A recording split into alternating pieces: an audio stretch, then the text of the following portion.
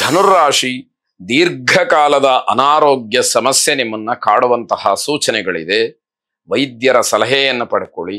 ನಿಮ್ಮ ಆರೋಗ್ಯದಲ್ಲಿ ಏನಾದರೂ ವ್ಯತ್ಯಾಸ ಆಯಿತು ಅಂತಾದ್ರೆ ಅದು ತುಂಬಾ ದಿವಸಗಳವರೆಗೆ ನರಳಾಟವನ್ನ ಮಾಡುವ ಹಾಗೆ ಮಾಡಬಹುದು. ಸ್ವಲ್ಪ ಎಚ್ಚರಿಕೆಯನ್ನು ವಹಿಸಿ. ಬೆಲೆ ಬಾಳ್ತಕ್ಕಂತಹ ಪದಾರ್ಥಗಳು ನಷ್ಟವಾಗಬಹುದು ಅಥವಾ ದುರಸ್ತಿಗೆ ಬರಬಹುದು. ಇದನ್ನ ಗಮನಿಸ್ಕೊಳ್ಬೇಕು.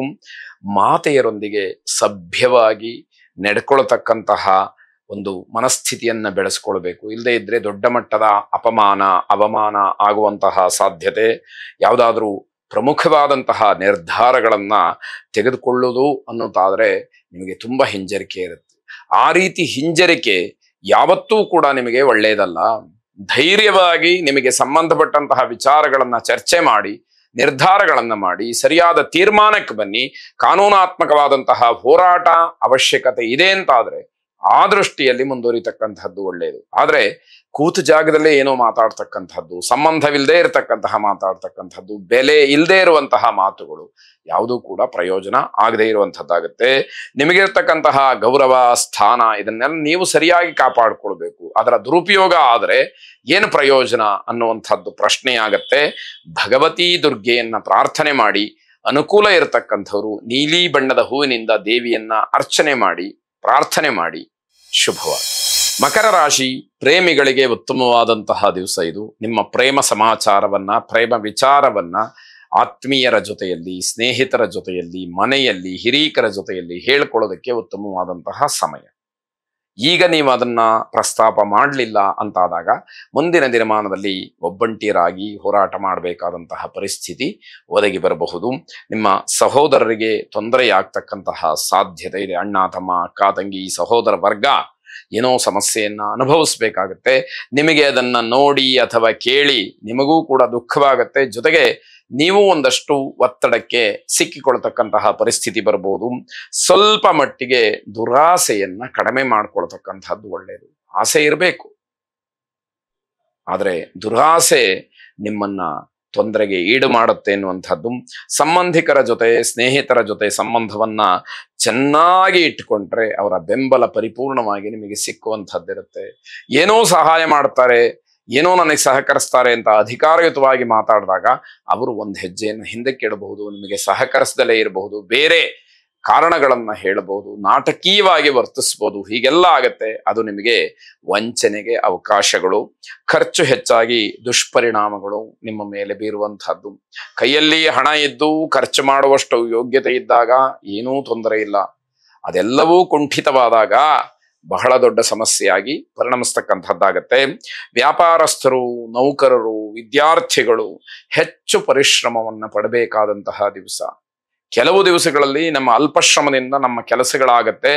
ನಮಗೆ ಸಮಾಧಾನವೋ ತೃಪ್ತಿಯೋ ಆಗುವಷ್ಟು ನಮ್ಮ ಕಾರ್ಯಗಳು ನಡೆದು ಹೋಗುತ್ತೆ. ಆದ್ರೆ ಇನ್ನು ಕೆಲವು ದಿವಸ ನಮ್ಮ ಪ್ರಯತ್ನ ಎಷ್ಟೇ ಇದ್ರೂ ಕೂಡ ಫಲ ಮಾತ್ರ ಸ್ವಲ್ಪವಾಗಿರುತ್ತೆ. ಆಗ ಬಹಳ ಬೇಸರವಾಗ್ತಕ್ಕಂಥದ್ದು.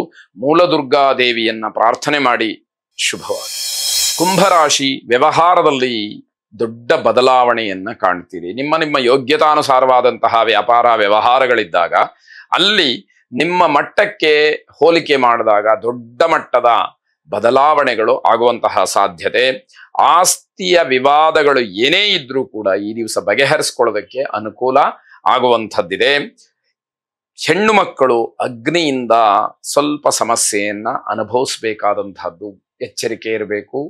ನೀವು ಯಾವುದೇ ಸಂದರ್ಭದಲ್ಲಿ ಅಗ್ನಿಯ ಜೊತೆ ಇರುವಾಗ, ಅರ್ಥಾತ್ ಅಡುಗೆ ಮಾಡುವಾಗಲಿ ಅಥವಾ ಬೇರೆ ಹೋಮ ಹವನಗಳ ವಿಚಾರದಲ್ಲಾಗ್ಲಿ, ಪೂಜೆ ಮಾಡುವಂತಹ ಸಂದರ್ಭದಲ್ಲಿ ದೀಪವನ್ನು ಹಚ್ಚುವಾಗಲಿ, ಇಂತಹ ಸಂದರ್ಭಗಳು ಜೊತೆಗೆ ಅಗ್ನಿಗೆ ಸಂಬಂಧಪಟ್ಟಂತಹ ವಿಚಾರಗಳಿದ್ದಾಗ ಎಚ್ಚರಿಕೆಯಿಂದ ಇರಬೇಕಾದಂತಹದ್ದು.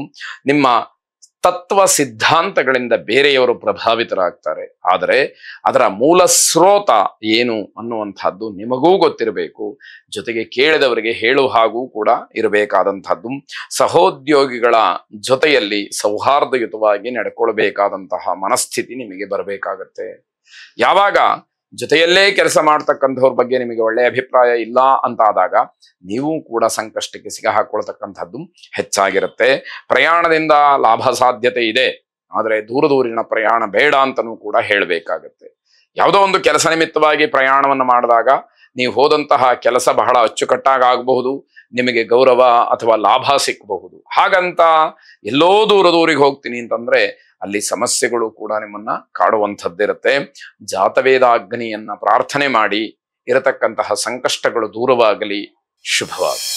ಕೊನೆಯದಾಗಿ ಮೀನರಾಶಿ, ಸಮಾಜದಲ್ಲಿ ಹಲವಾರು ಜನಕ್ಕೆ ನಿಮ್ಮ ಕಾರ್ಯದಕ್ಷತೆಯ ಬಗ್ಗೆ ಉತ್ತಮವಾದಂತಹ ಅಭಿಪ್ರಾಯ ಇರುತ್ತೆ. ಆದರೆ ವೈಯಕ್ತಿಕವಾಗಿ ಯಾರು ನಿಮ್ಮ ಸಂಪರ್ಕದಲ್ಲಿರ್ತಾರೋ ಅವರಿಗೆ ಎಲ್ಲ ನಿಮ್ಮ ದೌರ್ಬಲ್ಯದ ಅರಿವು ಚೆನ್ನಾಗಿ ಇರುತ್ತೆ.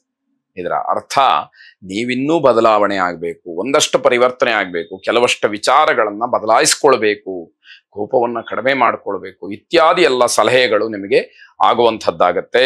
ನಿಮ್ಮ ಖುಷಿಗೋಸ್ಕರವಾಗಿ ಹಣವನ್ನ ಖರ್ಚು ಮಾಡ್ತೀರಿ, ಬೇರೆಯವರ ಬಗ್ಗೆ ನಿಮಗೆ ಯೋಚನೆ ಇಲ್ಲ. ಅದನ್ನ ಗಮನಿಸ್ಕೊಳ್ಬೇಕು. ಕುಟುಂಬದಲ್ಲಿ ಎಲ್ಲರೂ ಕೂಡ ಅದನ್ನು ಒಪ್ಪಿಕೊಳ್ತಾರೆ ಅಂತ ಹೇಳುವಂಥದ್ದು ತಪ್ಪಾದೀತು.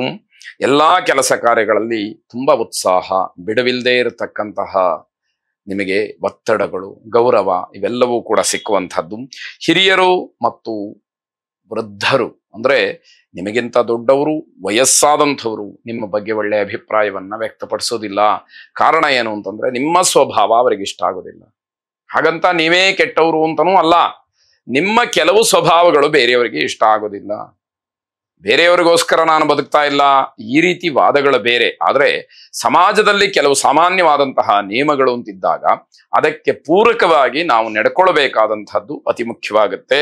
ವ್ಯಾಪಾರ ವ್ಯವಹಾರಾದಿಗಳಲ್ಲಿ ಆರ್ಥಿಕವಾದಂತಹ ಲಾಭ ಸಿಕ್ಕತ್ತೆ, ಅದು ನಿಮಗೆ ಸಮಾಧಾನವನ್ನು ಕೊಡುತ್ತೆ. ನಿಮ್ಮ ಕಾರ್ಯಕ್ಷೇತ್ರದಲ್ಲಿ ನಿಮಗೆ ಗುರಿಯನ್ನ ಸಾಧನೆ ಮಾಡೋದಕ್ಕೆ ಅವಕಾಶಗಳಿರುತ್ತೆ.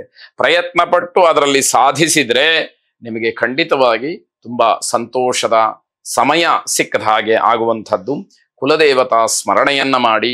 ಶುಭವಾಗಿ.